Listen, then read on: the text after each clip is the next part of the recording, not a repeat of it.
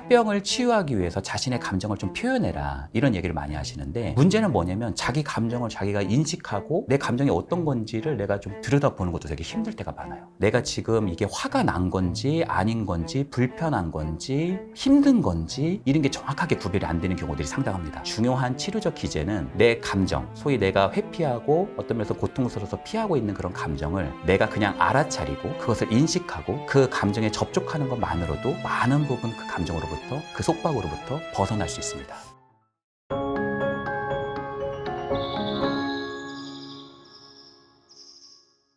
간단한 습관으로 건강한 100년 인생 만들기 100년의 아침. 여러분 안녕하세요. 이승입니다. 자, 오늘 저희가 다뤄볼 주제는 바로 화병인데요. 도대체 이 화병이란 게 무엇인지 그리고 우리는 어떻게 대처하면 좋을지 알아보는 시간 오늘 100년의 아침에서 가져보고자 합니다. 자, 오늘 함께 하실 분은 상담 코칭학 박사이신 이현주 교수님과 함께 하겠습니다. 어서 오세요, 교수님. 네, 안녕하세요. 반갑습니다. 제가 들은 내용 중에 한국에만 화병이 있다더라. 저는 이것도 굉장히 신기하게 생각했거든요, 교수님. 뭐 한국에만 있다기보다는 한국의 문화와 굉장히 결부되어 있는 그런 하나의 증상이다라고 얘기할 수 있겠죠. 이런 표현이 있는 것이. 네, 사실 우리 대한민국이 심리적으로 굉장히 복잡한 나라예요. 그 서양에서 샤덴프로이데라고 하는 개념이 발명된 적이 있어요. 이 개념을 발명해서 굉장히 난리가 난 거예요. 이런 개념이 있어? 라고 하면서 좀 전 세계적으로 회자가 됐습니다. 그래서 이거를 미국으로 이제 가져왔는데 미국에서는 이거에 상응하는 단어가 없어가지고 이제 유럽에서 가져온 이 개념을 그냥 그대로 쓰는 거예요. 샤덴프로이데. 그래서 대한민국으로도 이게 수입이 됐겠죠. 네. 그래서 대한민국에 있는 많은 학자들이 이걸 보면서 와, 뭔가 새로운 개념이 들어왔나 보다 하면서 난리가 났어요. 샤덴프로이데 되게 멋있는 말 같잖아요. 근데 우리나라에도 그 상응하는 단어가 있는 거예요. 아, 있었어요? 네. 우리나라에 있었어요? 그게 뭐냐면 한국말로 번역하면 샤덴프로이데를 좋은 한국말로 게 번역하면 좋은 거였으면 좋겠는데 좋은 거 아닐 것 같기도 하고. 네. 쌤통입니다. 아, 쌤토. 네. 다른 나라에는 잘 없었는데 우리나라에는 있더라. 네. 미국 말고 다른 나라에는 좀 많던가요? 있던가요? 그러니까 우리나라가 네. 이런 쌤통 문화가 상당히 좀 짙게 깔려 있다는 거죠. 약간 수직적이고 집단적인 문화가 굉장히 지금도 강합니다. 이런 나라가 되게 많을 것 같은데 그렇지 않아요. 뭐 대표적으로 한국, 일본, 중국, 싱가폴, 남미의 여러 나라들 뭐 이런 몇 개 소수의 나라들이 있고요. 근데 거기에도 화병이 있나요? 그렇진 않아요. 사실은 이 화병은 대한민국의 뭐 대한민국 사람만 걸린다는 건 아니겠지만 대한민국이 가지고 있는 굉장히 중요한 문화 관련 증후군이라 이렇게 얘기할 수 있죠. 그러니까요. 그래서 저는 왜 이제 그 이 비슷한 개념의 다른 표현이 있으면 분명히 언급이 됐을 텐데 그런 수직적인 상황에 처했어도 왜 유난히 우리 대한민국만 화병이란 게 단어나 표현으로 만들어질 정도로 이런 상황에 처했을까? 제가 그 아나운서님 네. 다문화 상담을 좀 해보니까 네. 대한민국에 이제 결혼을 한 결혼 이주 여성분들이 있으세요. 네. 근데 지금 우리나라는 화병이 좀 많이 줄은 부분이 지금 사실이거든요. 근데 제가 좀 발견한 놀라운 사실은 그 결혼 이주 여성분들에게서 화병과 비슷한 증세들이 나오는 거를 제가 많이 목격을 해요. 아, 그분들의 뿌리는 다른 국가여도 네. 우리나라에서 지내면서 화병이 생긴다. 네. 그러니까 다른 나라들도 약간 수직적이고 약간 집단적인 게 있지만 대한민국은 유독 좀 강하다고 생각하고 또 우리나라는 아주 짧은 시기에 엄청난 고도 성장을 했잖아요.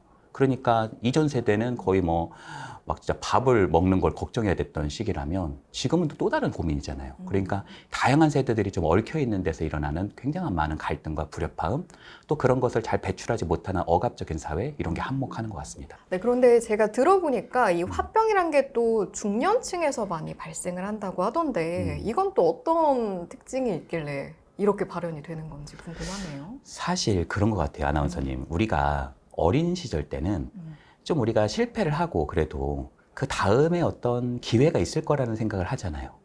예를 들어서 내가 20대인데 뭔가 실패를 크게 했어도 그래도 뭐 한 번 더 해보면 되겠지. 이런 뭔가 올라갈 수 있을 거라는 희망이 있을 수 있단 말이에요. 근데 중년기는 소위 내 삶이나 나의 어떤 토대가 올라갈 거라기보다는 내려갈 것이라는 인식이 좀 더 세지는 때예요.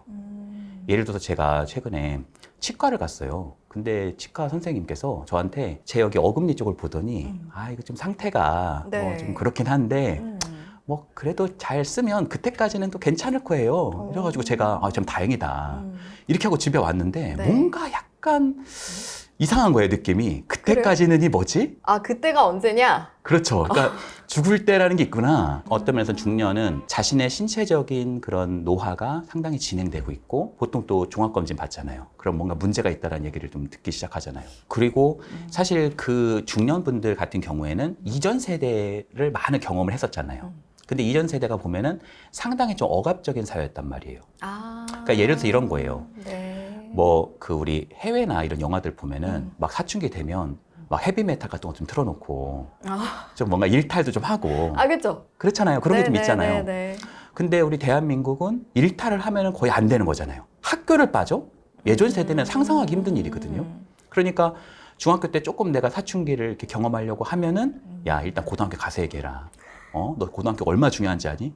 고등학교 가면은 대학교. 그렇죠. 너 수능 1년 남았어. 너 정신 차려. 대학교 가면 대학교 가면 또 굉장히 취업 준비해야 되고 취업하면 취업하면은 또 생각보다 월급이 뭐 1억, 2억, 3억 이렇게 올라가는 게 아니잖아요. 결혼 준비하고 결혼하면 아이 준비.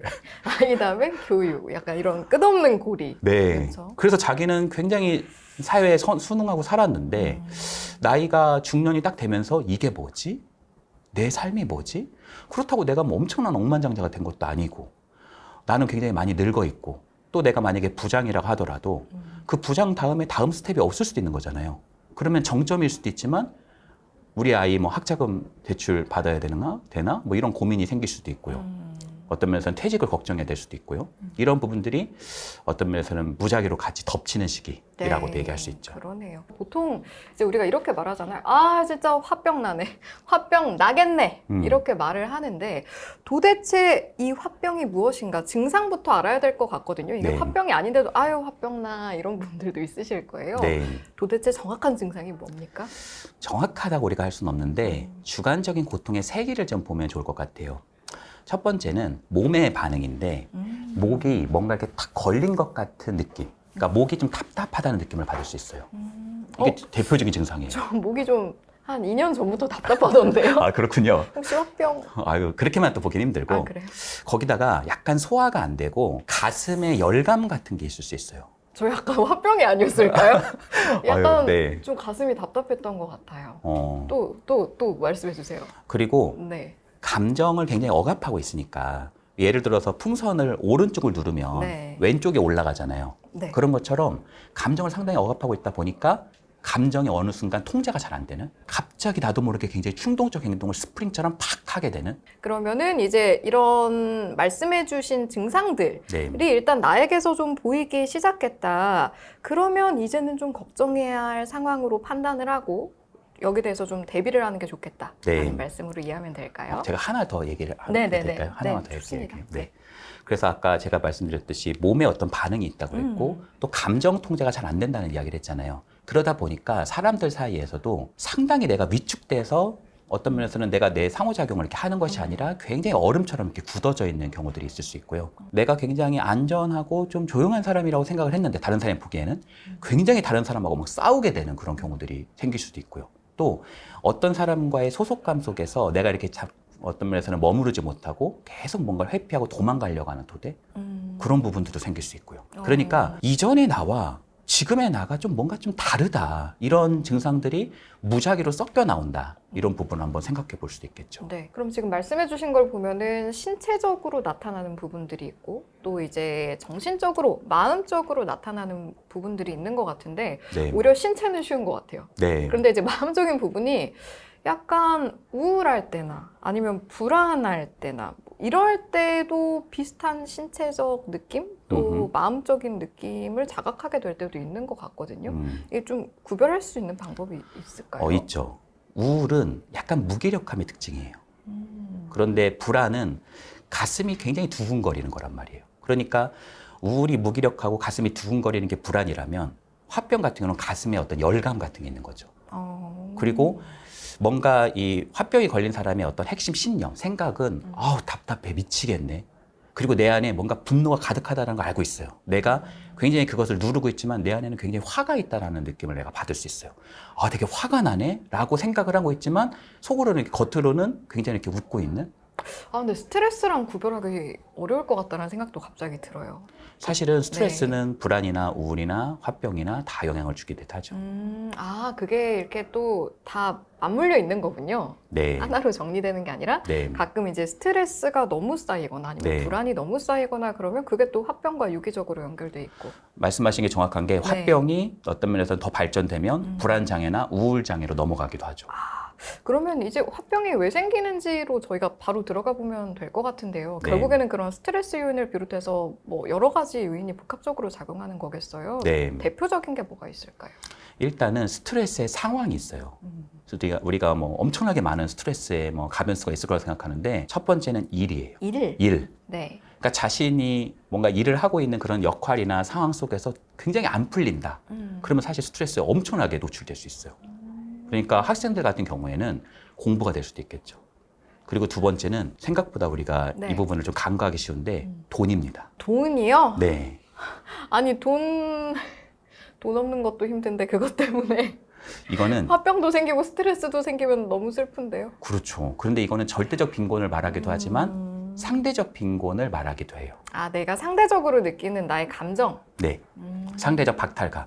그러니까 예를 들어서 SNS를 켰는데 나보다 공부도 못한 것 같고 그냥 이렇게 좀 자기 주장만 하고 이렇게 자기만 챙기고 했었던데 좀 미운 친구가 나는 그냥 상태가 나는 그렇게 별로 좋은 것 같지 않은데 얘는 가가지고 박사 유학도 하면서 맨날 여행 갔던 사진을 막 찍으면서 럭셔리한 막 옷을 입는 거를 막 계속 보고 있으면 그게 엄청난 스트레스가 된다. 그러니까 이제 그런 말을 하는 친구들은 많았던 것 같아요. 이렇게 꼭 미운 친구가 아니더라도 SNS를 갑자기 키면은 와 다들 너무 행복한데 나만 네. 쭈글쭈글한 느낌이 들고 그래서 나는 그냥 어플을 지웠어 하는 친구들도 제 주위에 몇 있거든요. 네. 그거 아주 건강한 습관이라고 생각합니다. 그런가요? 네. 그래서 그런 상대적으로 느끼는 그런 경제적인 네. 박탈감이 작용을 하는 경우도 있다.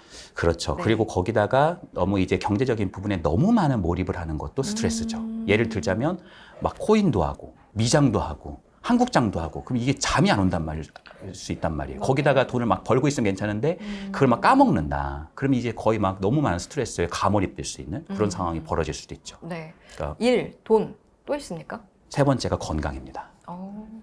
예를 들어서 아나운서님 네. 허리 협착증 같은 거 걸렸다고 생각해 보세요. 진짜 엄청나게 스트레스거든요. 그렇죠. 새끼 발가락이 갑자기 좀 관절이 아프기 시작한다고 한번 생각해 보세요. 걸을 때마다 굉장히 스트레스란 말이에요. 제가 실제로 그 재작년쯤에 손목 수술을 해서 이쪽 손을 못 쓰게 됐어요. 손가락 하나도 못 움직일 만큼. 네. 근데 그것만으로도 제가 가고 싶은 곳 충분히 갈 수 있는데도 네. 이쪽 손을 쓸 수 있는데도 네. 일상이 너무너무 지장을 많이 받더라고요. 맞아요. 저는 사실은 좀 감기를 좀 심하게 걸린 적이 있는데 막 밖에도 못 나가고 계속 집에만 있고 계속 뭔가 이게 계속 기침이 나고 하니까 너무 삶의 질이 떨어지는 거예요. 그러니까 어떤 면에서는 작은 질병부터 큰 질병까지 건강은 우리 사회에 엄청나게 영향을 많이 미치는 스트레스라는 거죠. 우리가 감정을 억누르게 되는 부분도 화병과 좀 연결고리가 있을까요? 그렇죠. 사실 우리가 당연히 내 감정을 알지. 내 감정을 내가 모른다는 게 말이 되나. 그런데 생각보다 우리는 우리 감정을 모르는 경우들이 되게 많을 수 있어요. 예를 들어서 내가 지금 이게 화가 난 건지 아닌 건지 불편한 건지 힘든 건지 이런 게 정확하게 구별이 안 되는 경우들이 상당합니다. 그래서 많은 분들이 화병을 치유하기 위해서 자신의 감정을 좀 표현해라 이런 얘기를 많이 하시는데 문제는 뭐냐면 자기 감정을 자기가 인식하고 내 감정이 어떤 건지를 내가 좀 들여다보는 것도 되게 힘들 때가 많아요. 그리고 중요한 치료적 기제는 내 감정, 소위 내가 회피하고 어떤 면에서 고통스러워서 피하고 있는 그런 감정을 내가 그냥 알아차리고 그것을 인식하고 그 감정에 접촉하는 것만으로도 많은 부분 그 감정으로부터 그 속박으로부터 벗어날 수 있습니다. 근데 인식을 한다라는 게 좀 어려운 게 그럼 혼잣말 같은 게 좀 도움이 될까요? 사실 그렇지는 않고요. 그래요? 혼잣말보다는 너 힘드니 승희야 뭐 이런 거. 그런 것도 뭐 어느 정도 네. 괜찮을 수는 있겠죠. 근데 제가 하나 좋은 걸 말씀드려 볼게요. 네네네. 예를 들자면 우리 보통 저널링이라는 이야기를 하잖아요. 근데 마음은 이해하기 되게 힘들잖아요. 그리고 마음은 눈에 보이지도 않고 맞아요. 가변수가 많고. 근데 이거를 적는 대표적인 하나의 활동이 저널링이에요. 근데 우리들은 보통 일기를 적을 때 어렸을 때부터 어떻게 배웠냐면 처음부터 끝까지 다 채워가지고 딱 거기다가 정점을 찍으면 참 잘했어요 도장을 찍어주잖아요. 날씨까지 써야 돼요. 네. 정확하게. 그렇죠. 사실 그런 부담을 좀 많이 내려놓으시고 한 줄, 두 줄도 괜찮아요. 아주 작게 써도 괜찮으니까 자신이 오늘 있으면서 굉장히 의미 있었던 사건이나 생각이나 감정을 하나 적어보는 거예요. 아, 실제로 일기를 쓰는 게 굉장히 도움이 되나 보네요. 그렇죠. 예를 들어서 이런 거죠. 제가 오늘 아나운서님한테 네. 막 우리가 만약에 친해졌어요, 굉장히. 그래서 아나운서님 오늘 점심은 좀 어떠세요? 점심 좀 같이 먹죠? 근데 아나운서님이 갑자기 제 눈을 탁 피하면서 아, 저 약속 있는데요? 이렇게 얘기를 하는 거예요. 네. 근데 제가 아무렇지도 않게 아, 그래요? 그럼 다음번에 먹죠. 이렇게 하면서 제가 어디로 갔어요. 네. 근데 제가 그걸 잘 몰랐다가 밤이 왔을 때 그 말이 조금 상처가 된 거예요. 그러면 그걸 적어보는 거죠. 12시 몇 분쯤에 아나운서님에게 밥 먹자고 했는데 아나운서님이 제 눈을 확 회피하면서 말씀하신 거를 제가 구체적으로 적어놓고 그때 내가 만약에 상처를 받았다면 그 상처가 10점 만점에 몇 점이지? 아, 그걸 수치화시켜라? 그렇죠. 그러면 이 감정이 뭐지? 단절감인가? 단절감이 10점 만점에서 내가 10점이나 들었나? 사실 우리 아나운서님이 뭐 약속이 있을 수도 있고 다른 상황이 있을 수도 있잖아요. 그리고 눈을 안 마주친 게 아니라 바빠서 그랬을 수도 있어요. 근데 나는 왜 이렇게까지 이 부분에 대해서 크게 상처를 받았지?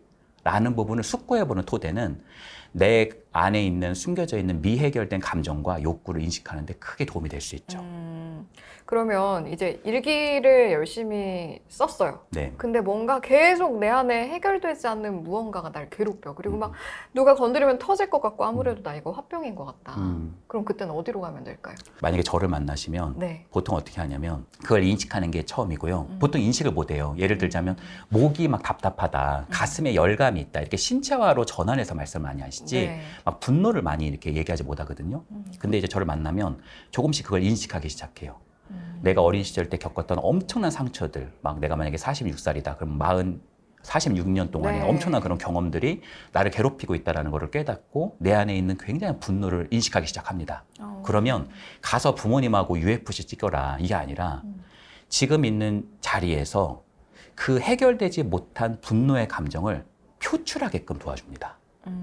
이걸 뭐라고 말하냐면 심리학적 용어로 카타르시스, 정화라고 그래요. 네. 보통 저하고 이런 작업을 하면요, 이제 거기서 막 빼내거든요. 굉장히 이분들의 그 억압되어 있는 그런 분노의 기질을 막 빼게 만드는데, 그럼 이분들이 보통 얘기하시는 건 뭐냐면 속이 다 후련하다는 느낌을 많이 말씀하세요. 아니 근데 교수님이 우리 시청자분들이 굉장히 많으신데 막 네. 몇만, 몇십만, 몇백만 분이 다 교수님을 뵐 수 없으니까 그럼 어떻게 할까요? 근처에 있는 지역에 있는 뭐 심리 상담을 네. 받을 수 있는 곳으로 일단 달려가면 될까요? 숙련된 심리 상담을 해보는 것, 숙련된 상담 심리사를 만나보는 것도 크게 좀 도움이 될 수 있죠. 네. 근데 만약에 내가 그런 것이 되게 힘들다, 그럼 아까로 돌아가 보면 화를 빼낸다고 그랬잖아요. 네. 근데 그 화를 충분히 빼내게 만들면 화는 사실은 표면 감정이거든요. 그러니까 화, 짜증, 예민 이런 거는 상대에게 투척되는 굉장히 표면 감정이라고 그래요. 근데 그 밑에는 감정의 층위가 있습니다. 네. 그러니까 화 밑에는 자신의 숨겨져 있는 이면 감정이나 심층 감정이 있는 거예요. 예를 들어서 내가 단절감을 느껴서 감히 나를 무시해, 그래서 화가 났다라는 거는 내가 그만큼 수용받고 싶은 욕구가 숨어 있다라는 거죠. 그러니까 그 부분을 충분히 빼내는 게 하나의 정화 작업이라면은 그것을 빼낸 다음에는 그 밑에 있는 이면 감정이나 심층 감정을 다루기도 하거든요. 근데 만약에 저를 만나거나 뭐 그런 상황에 지금 놓이지 않았다라고 하신다면 화를 빼내는 것도 방법이지만 그 근간에 있는 뿌리를 소위 빼내는 것도 하나의 방법이잖아요. 근데 그 뿌리를 알려면 일단은 전문가의 도움이 필요하겠는데요. 그것도 있지만 자신이 그 사람에게 무엇을 원하는가를 질문해 보는 것도 굉장히 도움이 될 수 그게 있어요. 혼자서도 저희가 충분히 가능한 부분이군요. 네, 그렇죠. 그러면 이제 우리가 생활 속에서 그걸 약간 일기 쓰는 것처럼 시스템화 해놓을 수 있는 어떤 장치들이 있을까요? 예를 들어서 일기를 계속 쓰다 보면 나에게 있어서 계속 중요한 패턴으로 나오는 굉장히 중요한 주제가 단절감이다 라고 만약에 내가 나왔다고 한번 생각해 네. 볼게요. 그러면 그 단절감이라고 하는 것은 내가 가지고 있는 욕구가 좌절됐기 때문에 느껴지는 감정이잖아요. 그럼 내 욕구는 뭐지? 나한테 굉장히 중요한 욕구가 뭐지? 다른 사람에게 내가 수용받는 것이 굉장히 중요한 욕구구나 라고 한다면 내가 앞으로 만나는 사람들에게는 조금 더 내가 언어를 쓰고 표현을 할 때 그 욕구를 좀 표현해보는 연습을 갖는 거예요. 예를 들어 볼게요. 혼자 다 말씀하지 마시고요. 아니 혼자만 말씀하지 마세요. 아니 혼자 전세 내셨어요? 이런 것은 진짜 주변의 사람을 다 떠나게 만들죠. 근데 그 말 이면에는 나도 내 주장을 좀 해보고 싶고 내 의견을 말해보고 싶은 욕구가 숨겨져 있을 수 있잖아요. 근데 사실 그거를 건강하게 표현해 보는 거예요. 아니 그렇게 하지 마시고요 라고 얘기하는 것이 아니라 저도 제 얘기 좀 해도 돼요?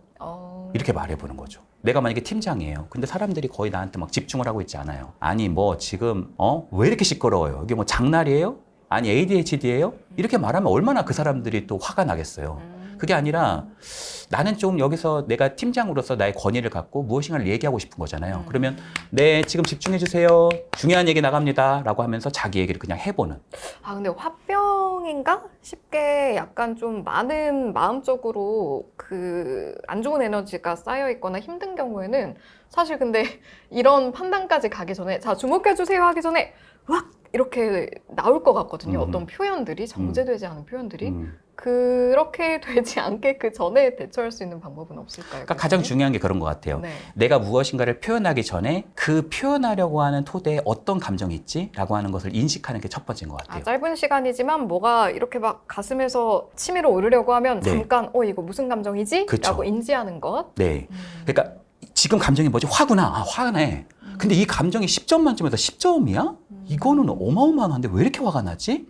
어떤 욕구가 좌절됐기 때문에 이렇게 화가 많이 나지? 이런 부분을 연습해보는 토대는 굉장히 중요할 수 있겠죠. 첫 번째는 전문가하고 사실은 이런 상담을 해보는 것도 크게 도움이 될 수 있지만 네. 스스로 해볼 수 있는 토대는 자기를 숙고할 수 있는 기지와 공간을 많이 열어주는 것, 대표적으로 마음 챙김이라든지 산책이라든지 저널링과 같은 활동들이 될 수 있겠네요. 네.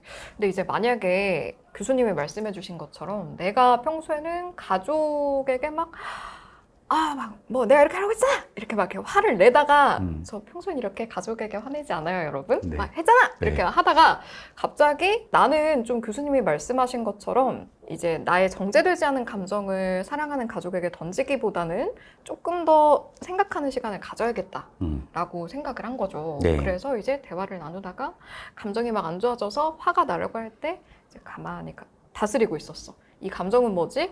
화구나. 화가 왜 났지? 이런 원인이구나. 수치로 따지자면 몇이지? 했는데 옆에 있는 가족이 말 좀 해. 답답하게 말 좀 하라고. 막 이러면은 잘 안 될 것 같아요. 또. 네. 네. 사실 그래서 이렇게 중요한 게 뭐냐면 분노 조절이 정말 안 된다 내가. 그랬을 때 야 앉아봐라 심리치료 해보자. 네. 이런다고 해서 되는 거 아니거든요. 사실은 분노 조절이 안 돼서 지금 거의 싸울 지경에 있는 사람들 같은 경우에는 데리고 일단 나오셔야 돼요. 데리고 나오셔서 심호흡이라도 몇 번 하시면 많은 사고가 좀 예방됩니다. 그러니까 항상 그런 것 같아요. 사람하고 내가 뭐 부부 관계든 부모와의 관계든 뭐 친구 관계든 동료 관계든 간에 굉장히 내가 갈등이 심해지고 뭔가 이 안에서는 부정적인 역동이 계속 발생한다면 항상 무엇인가를 할 때는 그 틈, 그 여지, 어떤 부분에서는 그 공간, 그것을 계속 마련해보는 연습이 되게 중요한 것 같아요. 그러니까 잠깐만 여보, 나 이 부분에 대해서 조금만 생각할 시간을 가져도 될까? 라고 해서 그 자리에 계속 있는 것이 아니라 조금은 떨어져서 그것을 생각해보는 연습? 그런데 간혹 이제 그것만으로도 충분치 않은 경우가 있을 것 같아요. 그런 경우에는 뭐 약물 치료라든지 그런 부분까지 가야 할까요? 맞아요. 예를 들어서 내가 뭔가 화병이라고 생각하는 지점이 감정의 억제 정도다. 그러면 심리치료가 도움이 될 수 있겠죠. 근데 그게 아니라 그것이 거의 우울장애나 불안장애와 같은 그런 감별 기준에도 뭔가 좀 보이는 것 같기도 하고 내가 여러 심리 검사를 해봤는데도 그런 부분이 좀 유의한 수준으로 좀 임상적으로 유의한 수준으로 뭔가 떴다라고 한다면 그런 부분에서는 의학적인 치료를 같이 겸하는 것도 굉장히 좀 도움이 될 수 있죠. 저희가 이제 화병에 대한 이야기를 시작하면서 사실은 중년층이 굉장히 많이 겪으신다라고 이야기를 했어요. 네. 중장년층에서 발생할 수 있는 화병 이외에 또 주요 정신건강학적인 그 문제들이 있을까요? 사실 칼 융이라고 하는 사람은 이렇게 얘기를 했어요. 그림자 이론 있죠. 그림자. 섀도우. 네네. 내 안에 성격의 그림자. 컴플렉스.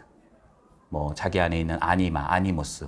요즘 BTS가 많이 하고 있는 뭐 소우주, 네. 페르조나 오. 이런 거를 다 얘기하신 분이 칼 융이라는 분인데 네.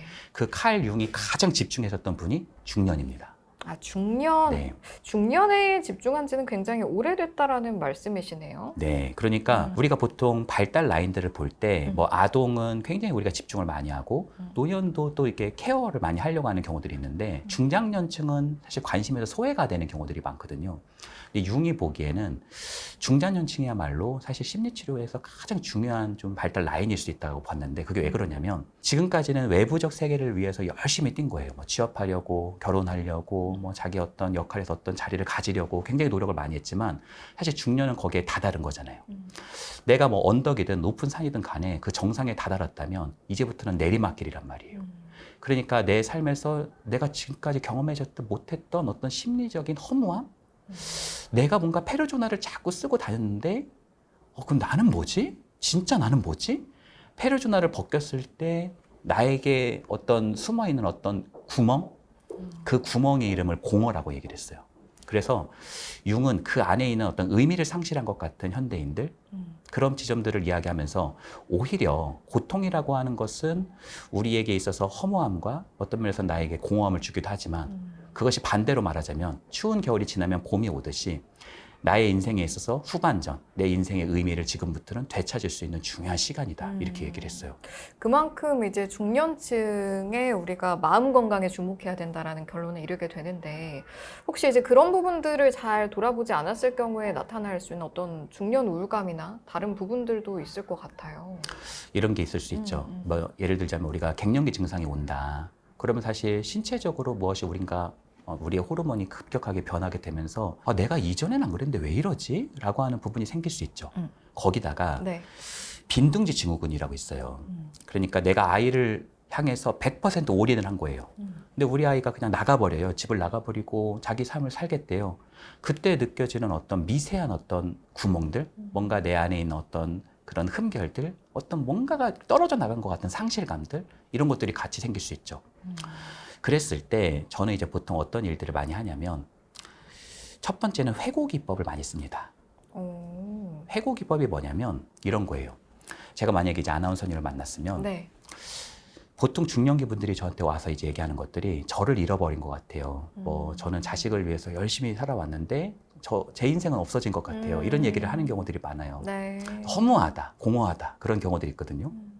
근데 자기를 잃어버렸다라는 것은 원래 자신이 있었다는 얘기잖아요. 잃어버린 거니까. 잃어버렸다는 건 원래 간직하고 있었다는 거잖아요. 그럼요. 네. 그것은 과거에 있어요. 아. 그쵸.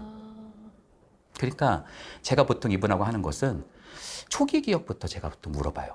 가장 처음의 기억이 뭐예요? 라고 얘기하다 보면 그분이 뭐지? 엄마하고 같이 진달래 이렇게 꺾어서 진달래 갖고 뭐 이렇게 같이 놀이했던 기억? 얼만큼 초기 기억이요? 내가 기억나는 가장 초기 첫 기억. 순간? 네, 첫 순간. 그거를 처음에 더듬기 시작해요. 그러면 그 기억을 깊이 회상하다 보면 자신의 어떻게 보면 잊고 있었던 자신의 어린 시절이 막 나오기 시작합니다. 그것을 만약에 5살이라고 하면 5살, 6살이라고 하면 6살을 방점으로 두고 5살, 6살, 7살, 8살로 올라가면서 중요한 사건이나 감정들을 얘기해보는 연습을 많이 해요. 근데 그래도 기억이 안 나시는 분들이 있어요. 그러면 사진첩 갖고 오라고 합니다. 그 사진첩을 갖고 와서 약간 그 결에 있는 나이의 그 순서들이 있잖아요. 그거대로 배치를 해보는 거예요. 그래서 요때 어떤 일이 있었던 것 같아요? 라고 물어보면서 그분이 이제 말하는 걸 제가 들었다 보면 처음에는 굉장히 우울하고 침울했던 표정이 있던 사람들이 나한테도 이때 그런 시설이 있었네. 내가 거의 엄마 아빠로부터 거의 관심을 못 받는다고만 생각하고 있었는데 나한테도 이런 관심이 있었네? 네. 약간 새로운 순간들을 많이 발견할 수 있고 내가 가지고 있는 기억과 새로운 경험, 추억을 발견한다는 것은 바로 내가 잃어버렸던 나의 참자기를 발견할 수 있는 토대가 되기도 하죠. 그리고 현재에서 나를 좀 인식하고 수용하는 것도 되게 중요한 것 같아요. 지금의 내가 어느 정도의 신체적 노화가 있고 내가 상실한 게 있다는 것을 거부하는 것이 아니라 그래, 지금 좋은 것도 나지만 지금 내가 겪고 있는 이런 문제들도 사실은 내가 가지고 있는 중요한 상황이다라고 하는 것을 인식하는 태도, 수용하는 태도도 되게 중요한 것 같아요. 네. 그리고 마지막은 미래인 것 같아요. 중장년이라고 하는 것은 삶이 이제는 후반전으로 또 시작됐다는 거잖아요. 그리고 삶은 아직 끝나지 않았단 말이에요. 그러니까 내 미래를 한번 그려보는 거죠.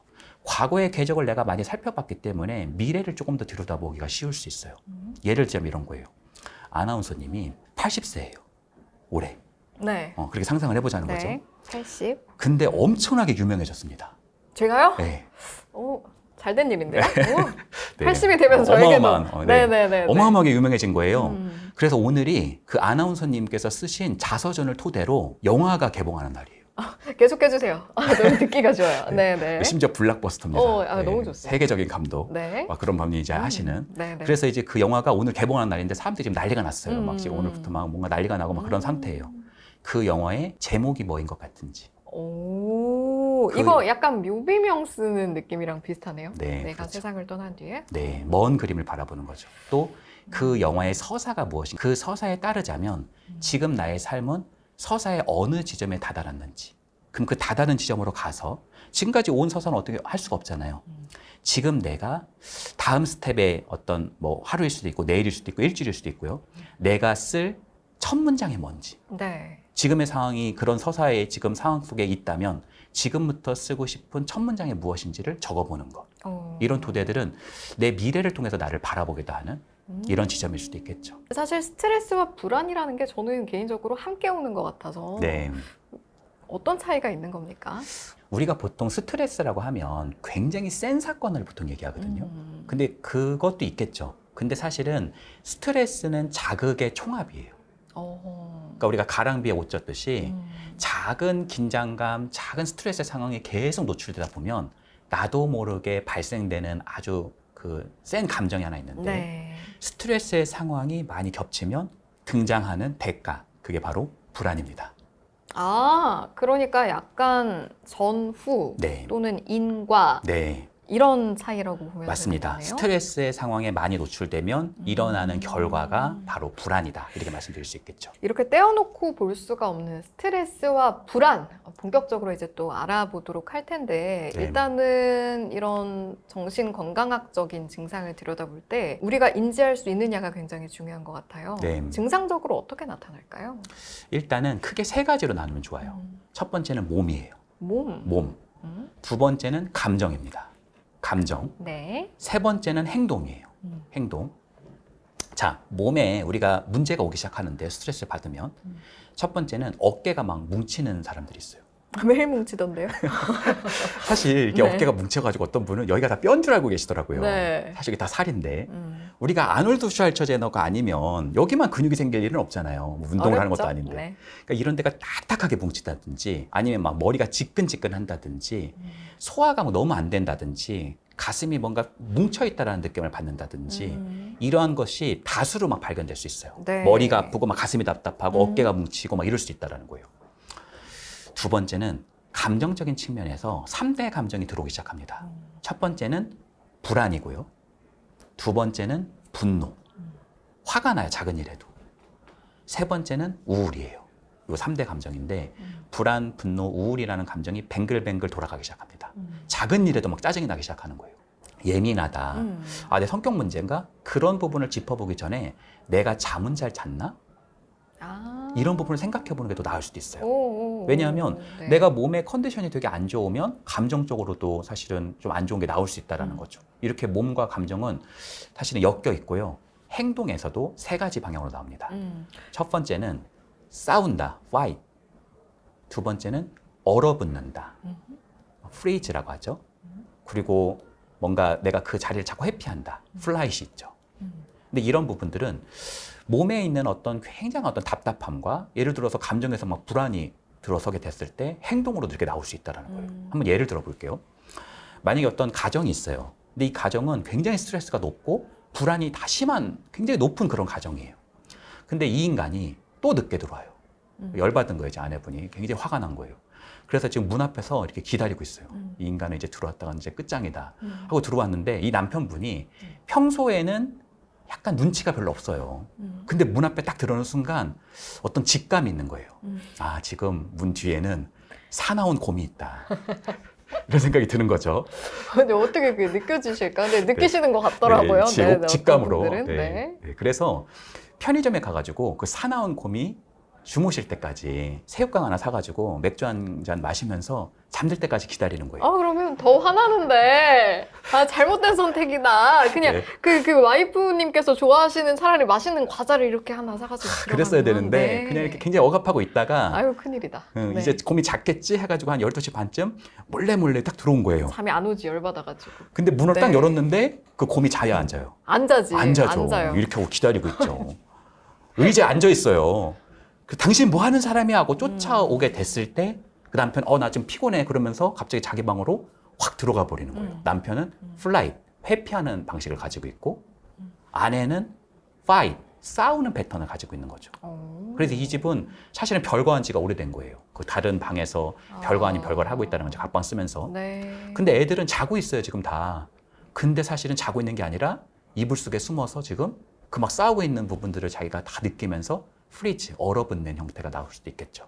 그러니까 똑같은 불안인데 이러한 방식의 차이들이 어떤 면에서는 스펙트럼으로 나타날 수 있다. 이렇게 말씀드릴 수 있겠네요. 그럼 이제 스트레스와 불안이 많은 상황에 처해 있었네. 실제로 그걸 많이 느꼈네. 라고 인지를 했습니다. 그럼 이제 그걸 어떻게 낮춰야 하나라는 질문이 남거든요. 네. 어떻게 해야 될까요? 어떤 면에서는 되게 쉬운 얘기일 수 있는데 자극이 많으니까 어떻게 하면 될까요? 자극을 낮춰야죠. 그렇죠. 자극을 낮추면 돼요. 그럼 자극을 안 주고 싶어도 나는 그 상황에 날 노출할 수밖에 없다. 네. 그럴 때는요? 예를 들면 이렇게 말씀드릴 수 있겠네요. 저를 만나러 온 내담자 중에서 갑자기 엄청나게 불안이 높아져가지고 온 내담자가 있어요. 그래서 이 내담자의 성격적인 요인을 보니까 우리 보통 성격이라고 하면은 5가지의 변인이 있거든요. 그걸 빅5라고 합니다. 첫 번째가 외향성이고요.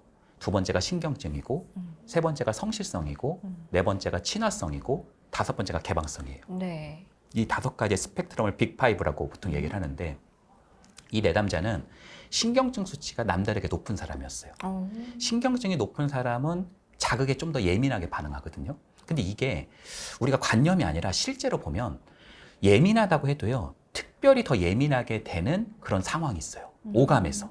예를 들어서 어떤 사람은 시각에 예민해요. 네. 그럼 그 사람은 표정이나 이런 걸 보면은 약간 자기를 싫어하는 느낌을 받으면 더 스트레스를 받는 거예요. 내가 특히 어떤 자극에 예민한지를 알아라. 그렇죠. 그리고 그걸 피해라. 네. 근데 그분은 청각이었어요. 소리에 되게 예민한 사람. 근데 그분이 불안이 굉장히 높아졌었던 어느 시기를 추적해 들어가 보니까 그분이 아르바이트를 이제 하셨던 분인데 약간 편의점 알바 같은 약간 조용한 그런 알바를 하고 있다가 이게 뭔가 뭐 어떻게 하다 보니까 자기도 모르게 고깃집 알바로 바꾸게 된 거예요. 근데 고깃집이 왜 그 아나운서님 굉장히 시끄럽잖아요. 시끌시끌하죠. 그리고 막 소주 한잔 하면서. 그리고 사람들이 잔뜩하게 거기 막 분배했잖아요. 맞아요. 그리고 정신이 없잖아요. 그러니까 그 지점과 굉장히 연관되어 있다는 걸 깨닫고 심지어 이분이 아르바이트 그런 비슷한 아르바이트를 2탕을 뛰고 있는 거예요.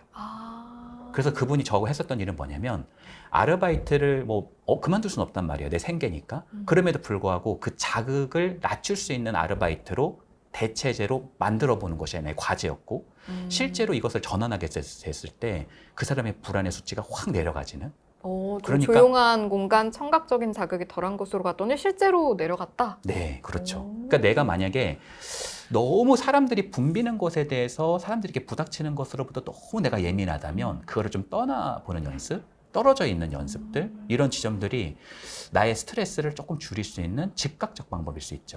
바로 좀 효과가 나오나 보네요. 그런 방법들은. 그렇죠. 보통은 이런 부분이 굉장히 오래 걸리는 게 아니고요. 2달, 많이 해도 2달이고요. 짧게는 2주에서 3주 안에서도 보통 가능합니다. 그러면 제일 추천하시는 거는 내가 어떤 자극에 예민해서 네. 스트레스와 불안이 생기는지를 파악하고 네. 거기에 대한 자극을 낮추는 게 심리학적으로 제일 효과적인 불안도와 스트레스를 낮추는 방법이다. 이렇게 정리해 볼 수 있을까요? 그러니까 보통 우리가 일반적으로 얘기할 때 그냥 뭐 스트레스를 줄이는 활동을 해라, 운동을 네. 해라 이런 얘기를 많이 하는데 사실 더 중요한 것은 그것도 뭐 효과는 있겠지만 자기의 성격적인 요인을 보는 게 되게 중요한 것 같아요. 아까는 그런 신경증을 얘기했지만 네. 만약에 개방성이 높은 사람이 있어요. 개방성은 새로운 자극을 자꾸 찾고 새로운 경험을 하려는 그런 성향이 높은 사람이거든요. 그 사람이 똑같은 일상을 반복한다고 생각해 보세요. 얼마나 스트레스겠어요. 근데 직장을 그만두라는 얘기냐? 그게 아니죠. 일주일에 한 번 혹은 한 달에 2번이라도 새로운 경험을 찾아보는 연습을 하는 만큼 스트레스는 좀 줄일 수 있다는 거예요. 그러니까 자기가 가지고 있는 그런 성격적 요인을 보고 거기에 결여되어 있는 것을 채워나가거나 너무 과한 것을 좀 덜어내는 연습이 첫 번째 단계일 수 있다. 이렇게 말씀드리고 싶네요. 아니면은 이제 일하는 공간을 절대 바꿀 수 없다라면은 뭐 퇴근하고 나서 일상이라도 아니면은 주말에 내가 보내는 시간이라도 조금씩 나에게 예민함을 올리는 스트레스 지수를 높이는 것들을 좀 덜어내면 되겠다. 그렇죠. 네. 사실 아나운서님 이런 게 있어요. 우리 몸에는 자율신경계가 있거든요. 이게 어려운 게 아니라 이런 거예요. 우리가 명령하지 않아도 그냥 알아서 움직이는 애들. 예를 들어서 우리가 심장한테 야 심장아 뛰어 이렇게 명령한다고 생각해 보세요. 그럼 우리가 주무시면 바로 그냥 하직이잖아요. 세상 그렇죠? 그러니까 심장은 그냥 알아서 뛴단 말이에요. 아, 그렇죠. 이런 게 자율신경계예요. 네. 근데 자율신경계는 크게 두 가지로 나뉩니다. 첫 번째가 교감신경계고요. 두 번째가 부교감신경계예요. 오. 근데 내가 굉장히 긴장되어 있다. 그럼 지금 교감신경이 굉장히 과활성 낼 수 있단 말이에요. 그럼 여기서 중요한 건 뭐냐면 의도적으로 부교감신경계를 활성화할 수 있는 토대를 찾아나가는 게 굉장히 중요할 수 있어요. 예를 들자면 되게 어려운 게 아니라 내가 항상 긴장돼 있다면 릴렉스 있는 환경을 제공해 주는 거죠. 예를 들어서 따뜻한 목욕에 내가 만약에 들어가서 있으면 몸이 조금 이완되잖아요. 그럼 몸이 이완되면 마음도 이완됩니다. 그러니까 몸과 마음은 따로 가는 것이 아니라 마치 톱니바퀴처럼 맞물려 있어서 내가 너무 긴장되어 있는 순간에 많이 지금 과몰입되어 있다면 그것으로부터 좀 나를 이완할 수 있는 환경을 꼭 마련해서 그것을 경험해 나가는 연습. 그것이 매우 중요하다는 거죠. 네. 그러니까 우리가 흔히 이런 말 하잖아요. 스트레스가 만병의 근원이다라고 해서 이제 내가 자각할 수 있을 정도로 스트레스와 불안을 이제 목격을 하고 그걸 해결해 나가는 과정도 중요하지만 저는 미리 예방하는 것도 중요할 것 같거든요. 네. 일상생활 속에서 스트레스와 불안을 낮출 수 있는 어떤 습관들은 없을까요? 스트레스 하디니스라고 있어요. 스트레스에 강인한 사람들의 특징. 그 사람들의 특징은 세 가지의 특징이 있습니다. 그러니까 이런 게 있는 거죠. 다른 사람은 만약에 100이 스트레스가 있을 때 그분은 확 넘어지는데 이분은 100, 200, 300, 400을 가도 안 넘어지는 거예요. 이런 게 스트레스에 강인한 사람들의 특징이거든요. 너무 부러워요. 네. 타격감이 없다고 하잖아요. 네. 아무 영향이 사실 없으셔. 근력이 좀 있는 거죠. 맷집이 있는 아유, 거예요. 부러워. 네. 네. 그 지점을 이야기할 때 수잔 코바사 같은 학자는 세 가지를 이야기했습니다. 첫 번째는 우리가 스트레스에 되게 상황에 노출되다 보면 이걸 어디까지 내가 해야 되는지, 어디까지 내가 이걸 컨트롤해야 되는지가 되게 좀 잘 가늠이 안 될 때가 있어요. 그랬을 때 굉장히 중요한 것은 항상 많은 일이 있으면은 지금 내가 할 수 있는 게 뭐지? 그러니까 내가 통제할 수 있는 지금 당장. 예를 들어서 내일도 내가 예측이 잘 안 돼요. 그럼 내가 내일을 약간의 내가 좀 성장하고 싶다면 내일 내가 3시간 정도로 통제할 수 있는 시간이 있나? 3시간도 어렵다면 1시간이라도 통제할 수 있는 시간이 있나? 오늘로 가본다면 오늘 내가 굉장히 뭔가 지금 혼돈 속에 있어요. 그럼 오늘 내가 잠깐 해볼 수 있는 5분에 통제할 수 있는 건 뭐지? 그러니까 통제할 수 없는 것에 대해서 굉장히 불안해하기보다는 내가 통제할 수 있는 거에 집중하는 거. 예를 들자면 이런 거가 될 수 있어요. 만약에 아침에 내가 일어나서 러닝화를 신고 막 뛰어다닌다. 그거 사실 거의 불가능한 얘기잖아요. 그 해본 사람도 아닌데. 그럼 그분에게 있어서 자기가 통제할 수 있는 것은 아주 작은 포인트일 수 있어요. 예를 들어서 어떤 사람은 운동화를 신고 10분 정도 산책은 갔다 올 수도 있겠죠. 근데 나는 이미 은둔형 외톨이다. 그러면은 실제 뛰지 않고도요. 내가 아침에 일어나면 6시 반에 만약에 일어난다. 그러면 그것도 너무 힘들 수 있어요. 뭐 7시쯤 일어났다. 내가 나하고 타협을 하는 거예요. 그래서 7시에 일어나면 뛰는 게 아니라 운동화 끈을 묶고 나가지 말고 다시 빼서 다시 침대에서 조금 30분 정도 휴식을 취하기. 이것도 작은 자신을 통제할 수 있는 습관입니다. 제가 만난 내담자분은 실제로 은둔형 외톨이라고 해서 이렇게 밖에 안 나가시는 분이어서 줌으로 했거든요. 코로나가 터지면서 이분이 더 그러셨는데 그분도 저하고 작은 것들을 통제할 수 있는 것을 해보기로 저하고 사실은 합의를 하고 진행을 했어요. 근데 이분이 좀 해보고 싶은 게 그런 러닝 같은 거, 이렇게 뛰는 거, 그것이 굉장히 좋다고 이야기를 하더라고요. 그래서 이분이 할 수 있는 토대들을 그렇게 운동화끈 묶고 다시 벗기. 이거를 반복을 했거든요. 한 2달 정도 했죠, 저하고. 그런데 이분이 갑자기 좀이 쑤셔가지고 나가기 시작하더라고요. 아, 정말요? 네. 그분 지금은 취업도 하시고 밖도 지금 잘 다닙니다. 어머머. 그러니까 사실은 운동화끈만 묶는다는 게 무슨 자기한테 도움이 되겠어요. 정신승리 안 되지 않냐 이렇게 생각할 수도 있잖아요. 근데 그러한 작은 관념들이 모이고 그것들을 자꾸 경험하게 되면 물결이 모여서 물이 되고 호수가 되고 강이 되고 바다가 되듯이 내 삶에는 모멘텀이 형성되기 시작합니다. 그러니까 작은 통제할 수 있는 거를 계속 반복하다 보면 그건 마치 복리 효과처럼 나에게 있어서 약간의 성취감이라고 하는 물결을 형성시킬 수 있다는 거예요. 그리고 더 중요한 것은 내가 만약에 완전히 넘어졌잖아요. 그럼 우리는 겨울 같은 순간, 절망 같은 순간이 있으면 다 넘어지거든요. 근데 여기서 가장 중요한 건 그건 것 같아요. 내가 넘어졌을 때 일어나기 위해서 전제돼야 되는 것이 있습니다. 그건 바로 뭐냐면 내가 다시 일어날 수 있다는 믿음이에요. 이것을 저는 통제할 수 있는 것을 자꾸 경험하는 거라고 이야기를 하는데 이걸 일컬어 심리학자 중에 가장 유명한 심리학자라고 보통 분류되는 알버트 반두라는 이거를 뭐라고 말했냐면은 자기 효능감이라고 이야기를 했어요. 아, 많이 들어본 것 같아요. 네. 그 자기 효능감에는 4가지 축이 있는데 그 중에 무려 하나가 성공 경험입니다. 그 성공 경험은 진짜 성공하라는 게 아니라 내가 생각할 때 내가 조금 성취감을 경험할 수 있는 것을 자꾸 경험해 나가는 것. 그리고 두 번째는 통제가 하나 있다고 했고 두 번째는 전념이에요. 전념. 자기가 무엇인가에 굉장히 뭔가 그 몰입해 나가는 것. 그러니까 보통 몰입을 하는 게 야, 너 공부를 열심히 몰입을 해. 그러면 스카이 대학 가지. 보통 이렇게 얘기하는데 사실 몰입을 하려면 자기가 좀 좋아하는 게 있어야 몰입이 돼요. 그러니까 자기가 의지가 없는데 몰입이 되겠어요? 쉽지 않단 말이에요. 그러니까 자기가 좋아하는 활동을 꾸준히 하는 것. 그러니까 놀이가 반복이 되면 취미가 되죠. 그러니까 이 몰입이라고 하는 것은 자신의 정신건강, 행복감에 있어서 굉장히 중요한 요소이기도 하고요. 또 아주 비생산적이잖아요, 놀이 같은 것들은. 근데 어떻게 알아요? 우리 삶은 너무나 가변수가 많아서 놀이로 시작하고 부캐로 시작한 게 나는 꽃꽂이를 좋아해요. 그래서 꽃꽂이를 계속 배워서 그 꽃꽂이의 그런 디자인이라든지 형식이라든지 그런 걸 계속 배우는 거예요. 근데 그것에 내가 어느 임계점을 넘어서 정말 잘하게 됐을 때는 그 부캐가 주캐를 역전하는 현상을 저는 많이 목도합니다. 그러니까 전념해 나가는 것은 뭐 성공하기 위해서 전념하는 건 아니겠지만은 그것은 어떤 면에서는 새로운 나의 어떤 기회를 만들 수도 있다는 거죠. 그리고 세 번째는 도전감입니다. 아나운서님, 챔피언하고 도전자가 있을 때 누가 더 불안할까요? 챔피언. 그렇죠. 무조건 챔피언이죠. 네, 왜 그럴 것 같으세요? 글쎄요. 뭔가 도전자는 그냥 열심히 하기만 하면 뭔가 보고 달려갈 곳이 있고 네. 뭔가 목표가 없잖아요, 챔피언은. 그렇죠. 그러니까 그냥 뒤쫓아오는 불안감만 있을 것 같은. 그렇죠. 네. 사실 챔피언은 지면은 챔피언 벨트를 뺏기는 거죠. 이겨봐야 유지밖에 안 돼. 유지가 되는 거고요. 네. 근데 도전자는요, 어차피 자기는 도전자니까 음. 저도 뭐 어때? 원래 못 갔던 네, 거니까. 네. 근데 이기면 가질 수 있다라는 거예요. 그러니까 동일한 실력이면 도전자가 훨씬 더 유리하죠. 그러니까 내 인생에서 내가 이미 정점 찍었다. 나는 이미 엄청난 전문가다. 이런 인식이 아니라 나는 여전히 목마르고 나는 여전히 도전한다. 근데 그게 대단한 도전이 아니라 그냥 내 일상 속에서 뭔가 내가 도전할 만한 것들을 찾아보는 걸 말씀하시는 걸까요? 그렇죠. 작은 경험들을 내가 자꾸 해보고 작은 포인트에서 자꾸 도전해보는 연습들. 근데 사실은 실천은 또 인지에서부터 시작이 되니까 물론 소잃고 외양간 고치지 말자고 미리 예방하는 걸 여쭤보긴 했는데 이게 관리를 할 만한 스트레스 상황인가 아니면 뭐 일상 속에서 잔잔히 깔린 스트레스 상황인가를 구별해내는 것도 중요할 것 같거든요.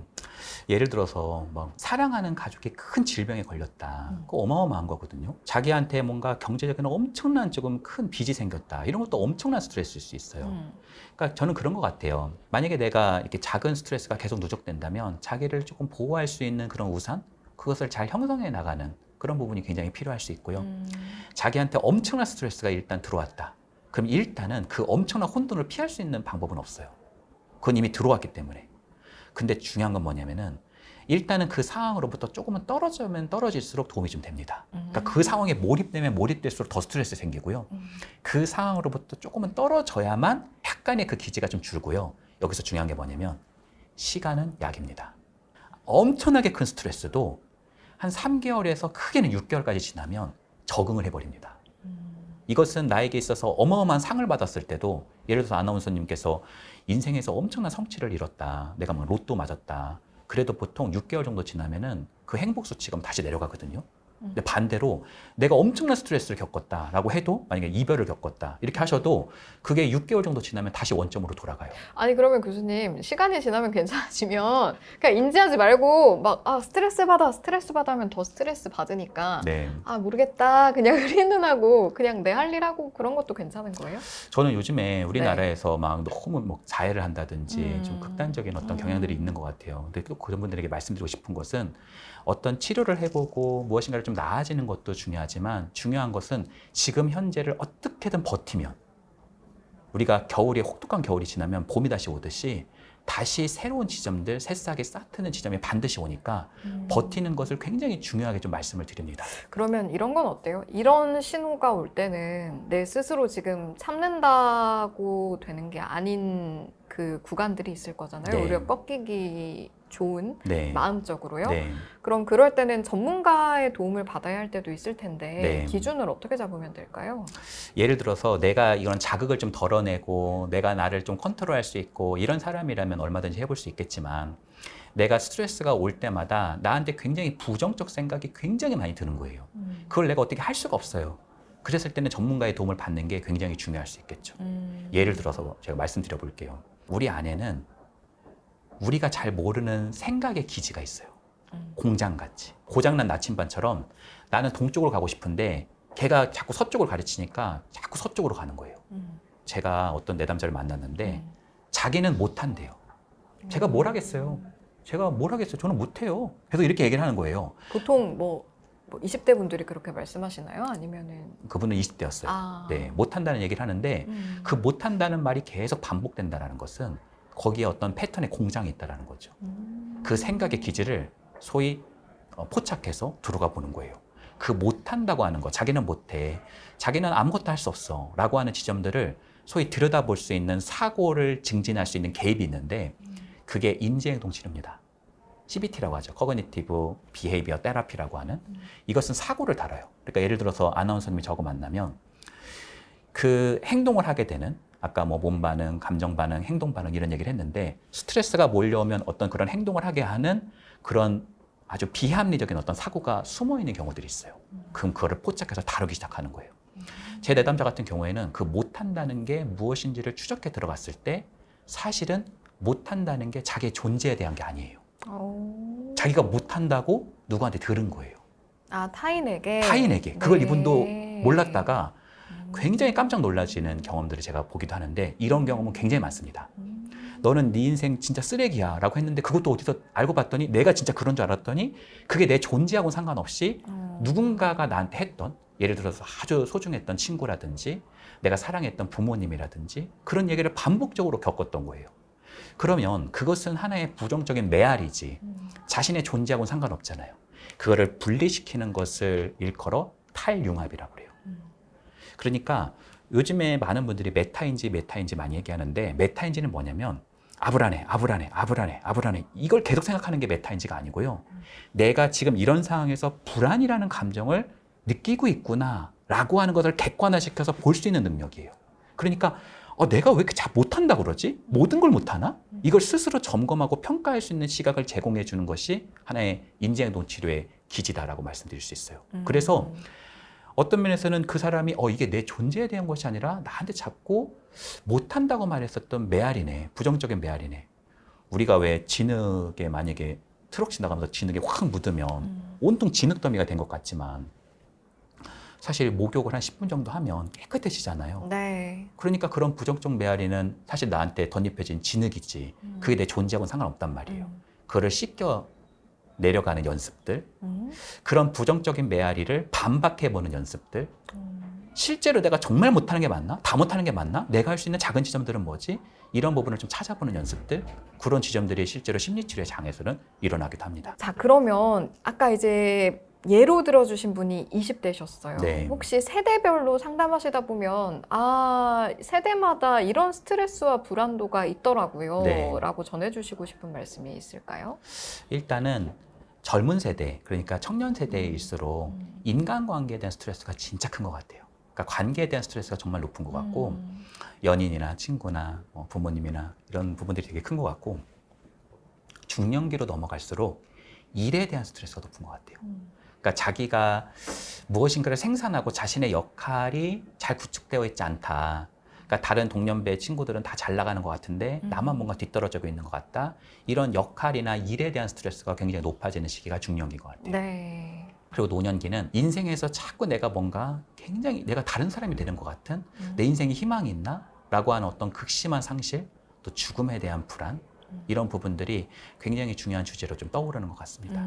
그러니까 이런 건 또 발달기별로도 좀 차이가 있는, 물론 뭐 중년기 분들도 관계를 이야기하긴 하지만 그런 어떤 특색들은 있다, 이렇게 말씀드리고 싶네요. 아, 근데 진짜 어려운 것 같아요. 스트레스가 항상 우리가 자주 쓰는 표현이고 그러니까 이게 내가 좀 다뤄낼 수 있는 스트레스와 불안인가, 아니면 교수님은 진짜 실제로 찾아가야 되는 스트레스 불안인가 판단하기가 진짜 어려운 것 같거든요. 제가 많은 분들에게 좀 말씀드리고 싶은 좋은 하나의 활동 중에 하나는 뭐냐면 마음 챙김이에요. 마음 챙김. 네. 예를 한번 들어볼게요.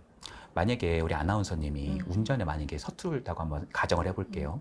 근데 운전에 서툴어서 지금 강원도로 가고 있어요. 내가 운전하고. 네. 근데 뒤에 친구들이 막 웃고 떠들고 난리가 난 거예요. 막 떠들고 난리가 나는데 그게 자극이잖아요, 다. 그리고 모르는 길을 간다는 게 얼마나 스트레스예요. 긴장되죠. 그럼 어깨가 막 뭉치기 시작을 하죠. 그리고 숨이 잘 안 쉬어지기 시작해요. 뭔가 이렇게 너무 막 자극이 생기니까. 근데 내가 예전에 이런 터널 비슷한 데서 혹시 약간의 좀 접촉사고 같은 게 일어났었던 어린 시절이 갑자기 탁 떠오르는 거예요. 플래시백처럼. 그러면은 앞에 좀 터널이 있으면은 내 숨이 어떻게 될까요? 점점 가빠지기 시작하겠죠. 왜냐하면 우리의 몸의 자율신경계, 교감신경이 활성화되니까. 그러면 숨이 가빠지기 시작한다는 것은요, 가슴과 배 사이에는 횡격막이 있거든요. 그 횡격막을 잘 통하지 않고 얕은 숨이 뇌로 자꾸 어떻게 보면은 들어가는 거란 말이에요. 그럼 뇌가 무슨 생각을 하냐면은, 뇌는 한 번도 밖에 나가본 적이 없어요. 그렇잖아요. 얘는 항상 그냥 갇혀져 있는 거란 말이에요. 네. 그러니까 뇌는 해석 체계입니다. 그러니까 얕은 숨이 계속 들어오니까 뭐라고 생각하냐면은, 지금 되게 위기 상황이야 라고 하면서 더 센 위기 상황의 경보를 자꾸 울려대는 거죠. 그럼 숨은 더 가빠지는 거고, 그러면 숨이 가빠지니까 뇌는 또 더 각성의 어떤 신호들을 보이게 되고요. 네. 그랬을 때 더 이상 감당이 안 되면 셧다운, 어떻게 보면 의식을 잃게 되는 것이, 어떤 면에서 패닉에 빠지는 것이 공황장애 증상이거든요. 근데 이거를 마음을 컨트롤하고 할 수 있는 부분도 있지만 가장 중요한 부분이 이런 것 같아요. 마음을 바꾸지 말고 몸을 바꾸는 것도 하나의 방식이에요. 그러니까 간단하게 숨이 좀 안 쉬어져가지고 지금 굉장히 힘들다면 네. 숨을 크게 들이쉬고 내쉬는 연습이 되게 중요할 수 있어요. 그래서 마음 챙김의 핵심 원리는 사실은 여러 가지 철학적인 원리도 있지만 가장 큰 것은 교감신경을 부교감신경계로 바로 전환할 수 있는 사실은 활동이란 말이에요. 그러니까 그 호흡법을 배울 때 이 부분이 굉장히 나한테 있어서 굉장히 중요한 하나의 대처 방식이고, 네. 어떤 면에서 응급처치도 될 수 있다는 거. 숨이 크게 들이셔서 뇌로 올라가면은 뇌가 그렇게 위기 상황은 아니구나 라고 해석할 수 있는 여지를 만들게 되죠. 네. 예를 들어서 내가 면접 상황에 갔어요. 그 면접 상황은 얼마나 긴장이 돼요. 그럼 막 몸이 이렇게 위축된단 말이에요. 위축되면은 더 말을 100이 나올 수 있는 말을 막 50, 40, 실력 발휘가 안 되겠죠. 그럼 여기서 내가 뭔가 멘탈 훈련하는 것도 중요하겠지만은 더 중요한 거는 화장실이라도 가서 몸을 뻗는 거예요. 몸이 지금 경직돼 있으니까. 이완시켜라. 그렇죠. 몸을 쫙 뻗는 거죠. 그리고 숨을 크게 들이쉬고 내쉬는 거예요. 저는 보통 4-6 호흡법을 많이 추천하는데 4초, 6초일까요? 네, 4초, 6초입니다. 4초는 코로만 들이쉬는 거고요. 그리고 잠깐 멈추는 거예요. 네. 그리고 6초는 코아인 모드로 하고 내쉬는 거예요. 네. 이거를 10번. 6번에서 7번 올라갈 때 자기 스스로 얘기를 하는 거예요.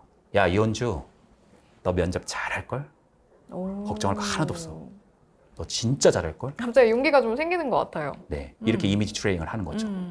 그리고 몸을 좀 피게 되고 숨을 크게 들이쉬면 조금 더 나에게 있는 내가 알 수 없는 용기, 투지가 생길 수 있다는 겁니다. 그러니까 내가 스트레스에 많이 내몰려 있다. 그러면 심리를 바꾸는 것도 한 측면일 수 있지만 신체를 전환하는 것도 하나의 방법이라는 것을 말씀드립니다. 알겠습니다. 사실은 이제 마지막 질문으로 우리 스트레스와 불안을 느끼는 분들에 대한 당부 말씀을 부탁드릴까 했는데 지금 해주신 말씀으로 충분히 가름이 된 것 같고요. 여러분 무엇보다 몸 건강 챙기셔야지만 마음 건강도 꼭 챙기시길 바라고요. 그 과정에 저희 100년의 아침이 항상 여러분과 함께 하도록 하겠습니다. 자, 오늘 2부 이 시간은요. 지난 시간에 이어서 상담 코칭학 박사 이현주 교수님과 함께 했습니다. 고맙습니다. 감사합니다.